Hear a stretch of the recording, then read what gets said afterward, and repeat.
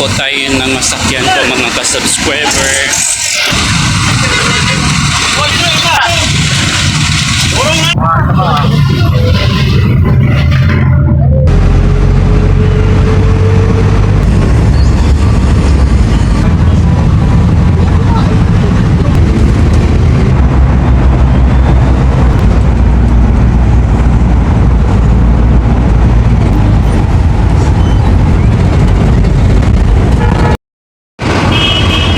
Hello po mga ka-subscriber, dito na po na tayo sa Pasay Rotunda. Sasakay na po tayo ng LRT papuntang Quiapo mga ka-subscriber.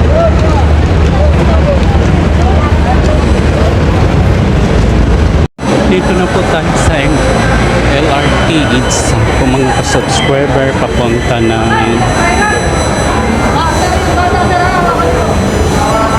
Quiapo.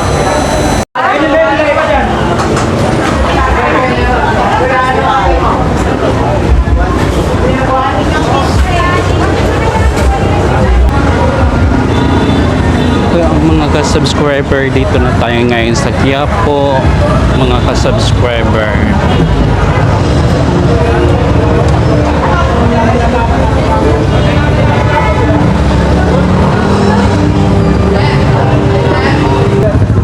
Ayan po mga ka-subscriber, nandito na po tayo sa Quiapo, malapit na po tayo sa simbahan.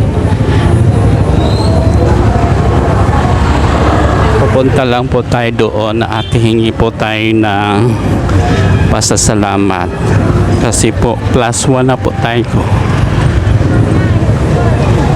July 21 po mga ka-subscriber, magsindi lang po tayo ng kandila. Dito na po tayo sa Quiapo. Ayun po mga ka-subscriber, ngayon lang uli ako na vlog ng umaga.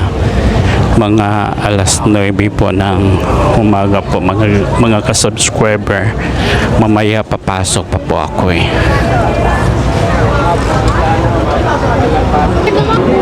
Ang dami pong nagsimba po mga ka-subscriber. Ang daming tao po Ayan, hanggang dito sa labasan. Hindi pa po tayo doon nakapunta sa malapit po.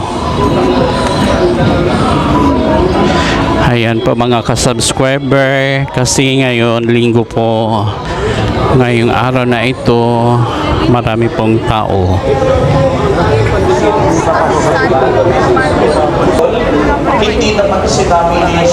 Ayun po, nandito na po tayo. Hindi naman sinabi ni Jesus Nazareno, bumalik na lang kayo sa ibang araw o sa ibang panahon. Magkano to, te? Namin para kumain, matulog at magpahinga. Subalit ang ginawa ni Jesus Nazareno sa gitna ng kanyang pagod at kanilang pagtitiis, nanatili siyang nahabag. Ayan po mga ka-subscriber, magsindi muna tayo ng kandila po at maghingi po ng pasalamat po mga ka-subscriber sa mga lahat ng biyaya binigay sa atin ng Panginoon. Ng kanyang mga pagod na nararamdaman, walang pipiling oras at pagkakataon sa Jesus Nazareno upang imadama sa tao ang pagmamahal at awa ng Diyos.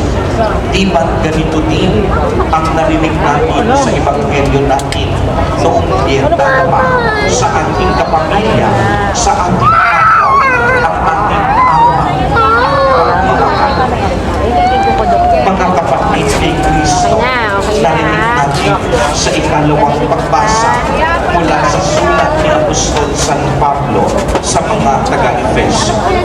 Sa pamamagitan ng katawan ni Kristo, pinagin niya ang alitan na parang pader na naglalawalay sa mga Hudyo at mga Hintil.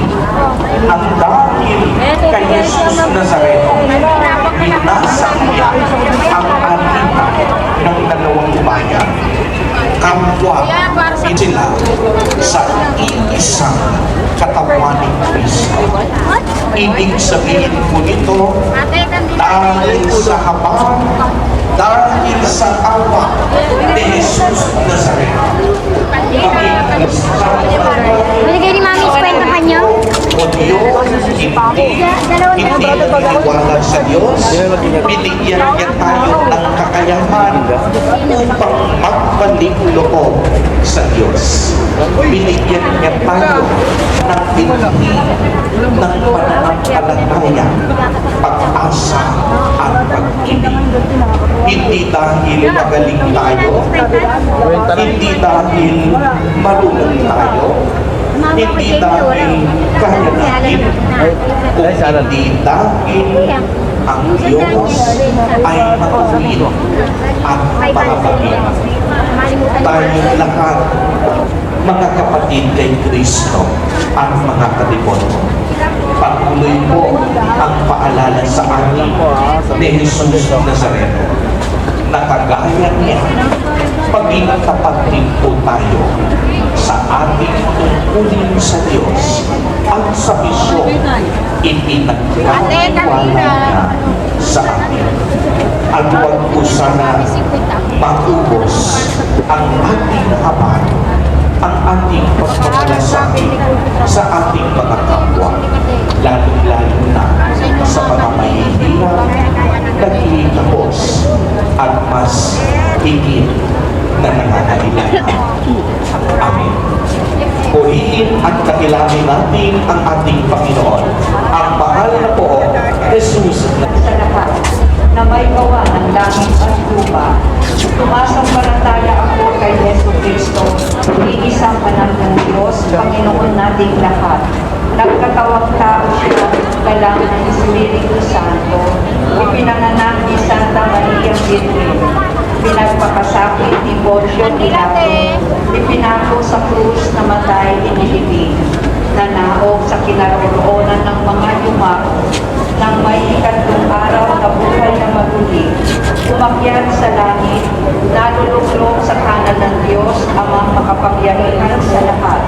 Doon magmumula pa rin rito at hukom sa nangabubuhay at mamatay na tao. Sumasampalataya naman ako sa Diyos Espiritu Santo, sa banal na simbahang Katolika, sa kasamahan ng mga banal, sa kapatawaran ng mga kasalanan, sa pagkabuhay na muli ng nangamatay na tao, at sa buhay na walang hanggan. Amen. Sa pamamagitan ng kanyang anak na si Jesus, na malas natin ang awa at malasakit ng Diyos. Kaya po pagtitiwala natin ilalangin sa Kanya. Panginoon, kaawaan mo kami.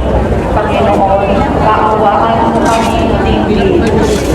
Pagpalain mo nawa at gawin mabuhay na